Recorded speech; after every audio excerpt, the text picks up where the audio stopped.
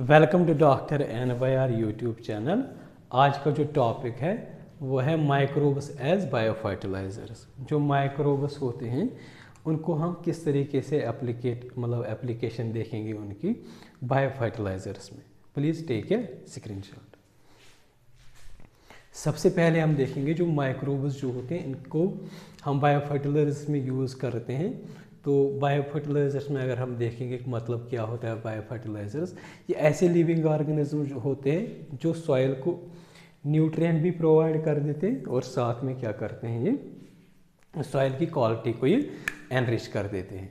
तो अगर हम फर्टिलाइजर्स देखेंगे, केमिकल फर्टिलाइजर्स, ये हमें क्यों यूज़ नहीं करना चाहिए और बायोफर्टिलाइजर्स क्यों यूज़ करते हैं, क्योंकि जो केमिकल फर्टिलाइजर्स जो होते हैं ये पोल्यूशन कर देते हैं, चाहे वो सॉइल पोल्यूशन हो या कोई दूसरा एनवायरमेंटल पोल्यूशन हो। साथ साथ जो होती है सॉइल की क्वालिटी को भी तबाह कर देती है।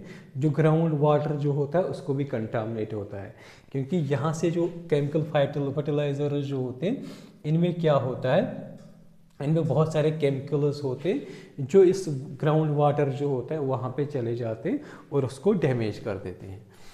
तो बायोफर्टिलाइजर्स का मतलब क्या होता है, बायोफर्टिलाइजर्स, बायो का मतलब क्या होता है, लिविंग ऑर्गेनिज्म। लिविंग ऑर्गेनिज्म मतलब लिविंग ऑर्गेनिज्म प्रेजेंट होंगे जिस फर्टिलाइजर्स में, उसी को हम बोलेंगे बायोफर्टिलाइजर्स। अब ये जो बायो जो होता है ना, बायो में मतलब हमें देखना है यूजुअली माइक्रोब्स, क्योंकि हमें दूसरे प्लांट्स को नहीं देखना है। हायर प्लांट्स या दूसरे लिविंग हायर एनिमल्स को हमें फर्टिलाइजर्स में इस्तेमाल नहीं करना है। मतलब अगर हम देखेंगे वर्मी कंपोस्ट है ना, उसमें और फॉर्म एज अ यूज़ होता है लिविंग ऑर्गेन्स, बायोलॉजिकल एजेंट, लेकिन हमें यहाँ पे माइक्रोब्स को देखना है।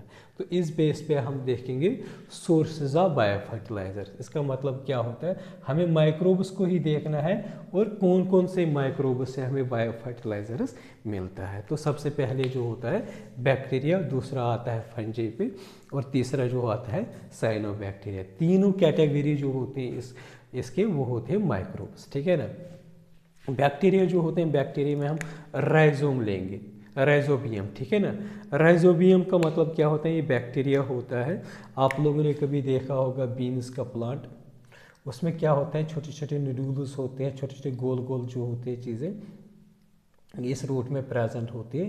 क्यों, ये इनको बोलते हैं नोड्यूल्स। क्या बोलते हैं इनको, नोड्यूल्स। ये नोड्यूल्स क्यों होते हैं, क्योंकि इसमें बैक्टीरिया ग्रो होता है, बैक्टीरिया ग्रो हो जाता है। जो बैक्टीरिया इसमें ग्रो होता है यूजुअली हम वो जो होता है वो राइजोबियम होता है, ठीक है ना। ये राइजोबियम इन लेग्यूमिनस प्लांट्स में क्यों होता है, लेग्यूमिनस प्लांट्स का मतलब होता है बीन्स होते हैं, ठीक है ना, या पीज होते हैं।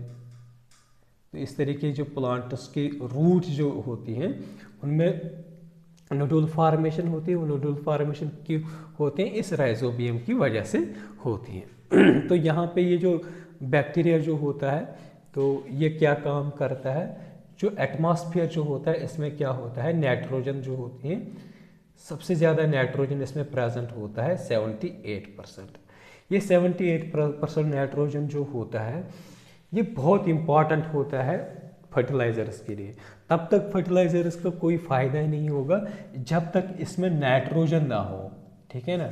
अब 78% हमारे एटमॉस्फेयर में नाइट्रोजन है, लेकिन प्लांट्स उसको इस्तेमाल नहीं करते। ये नाइट्रोजन क्यों इम्पॉर्टेंट होता है, नाइट्रोजन प्रोटीन सिंथेसिस के लिए होता है, ग्रोथ के लिए होता है, इसलिए नाइट्रोजन फर्टिलाइज़र के लिए ज़रूरी होता है। तो 78 इतना एटमॉस्फेयर में नाइट्रोजन होता है, लेकिन प्लांट्स इसको यूज़ नहीं करते।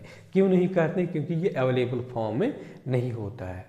तो ये क्या करता है, ये जो राइजोबियम जो होता है जिस प्लांट्स में ग्रो होता है, जिसमें ये नोडुल फॉर्मेशन कर देता है, तो ये क्या करता है, ये एटमॉस्फेयर से जो 78% जो वो नाइट्रोजन जो है ना कन्वर्ट कर देता है।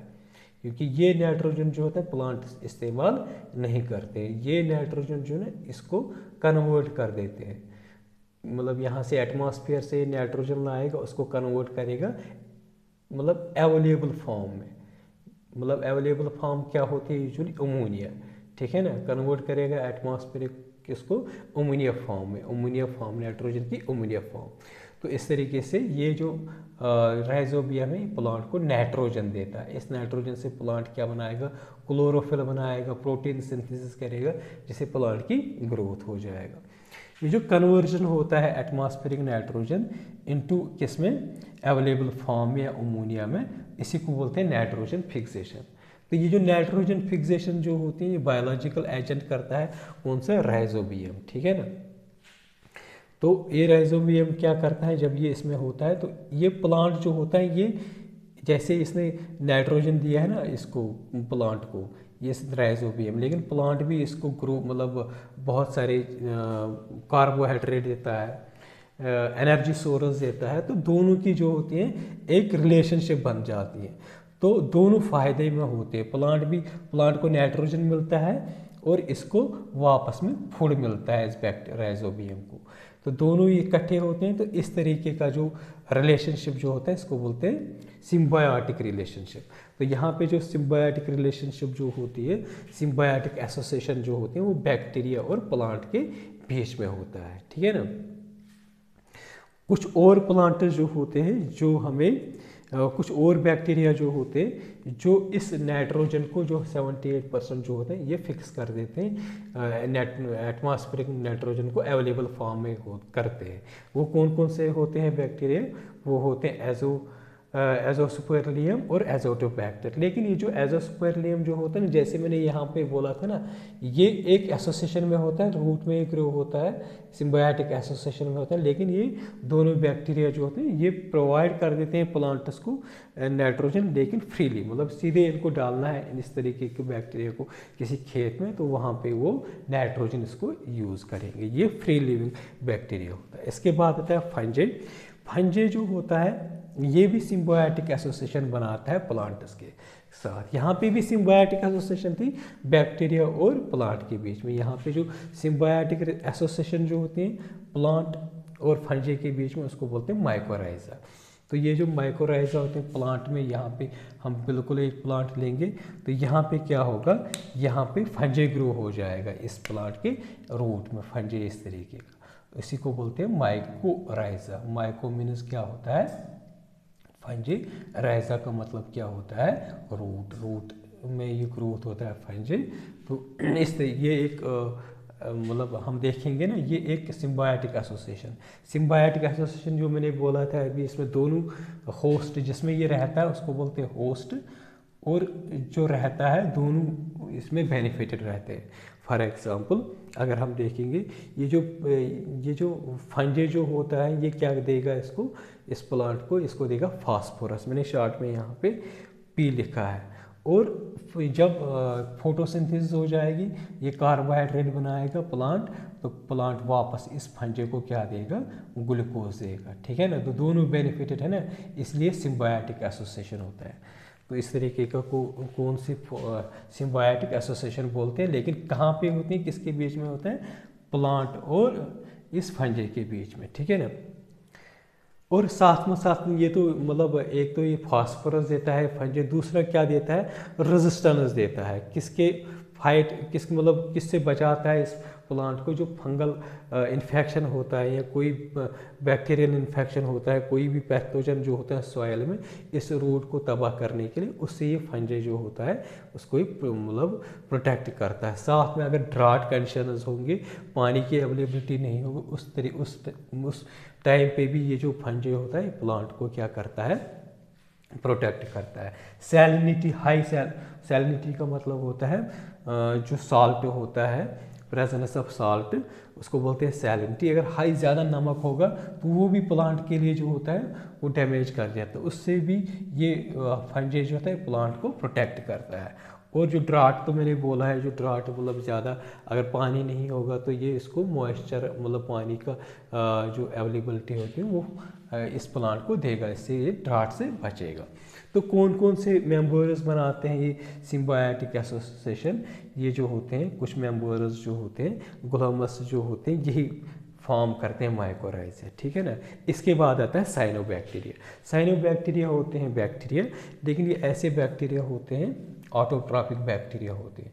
ऑटोट्रॉपिक मतलब क्या होते हैं, ये फोटोसिंथेटिक बैक्टीरिया होती है, फोटोसिंथेसिस कर देते हैं। तो ये क्या करते हैं, ये एटमॉस्फेरिक नाइट्रोजन को फिक्स कर देते हैं, क्योंकि यूज़ नहीं कर पाते हैं प्लांट्स, उसको ये फिक्स कर देते हैं।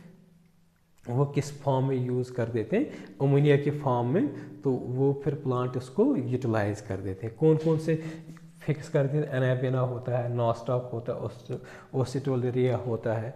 तो कुछ साइनोबैक्टीरिया अगर आप लोगों ने देखा होगा, उसकी बायो फर्टिलाइजर्स भी होते हैं, वो सीधा हम पैडी के खेत में डाल देते हैं, तो वहाँ पे वो नाइट्रोजन उसको डायरेक्टली देगा उस खेत को। फॉर एग्जांपल अगर हम पैडी खेत देखेंगे, वहाँ पे हम इस साइनोबैक्टीरिया के बायो फर्टिलाइजर्स देंगे, तो वहाँ पे वो नाइट्रोजन प्रोवाइड करेगा। ये भी नाइट्रोजन प्रोवाइड करता है साइनोबैक्टीरिया, ये भी नाइट्रोजन प्रोवाइड करता है। लेकिन ये जो फंजी जो होता है, ये फास्फोरस और कुछ और जो होती है रेजिस्टेंस जो हमने पढ़ा था, और रोड बॉरन डिजीज़, उससे बचाता है। दोनों जो होते हैं, ये वाले जो फास्फोरस देता है, ये दोनों जो होते हैं नाइट्रोजन प्रोवाइड कर देता है।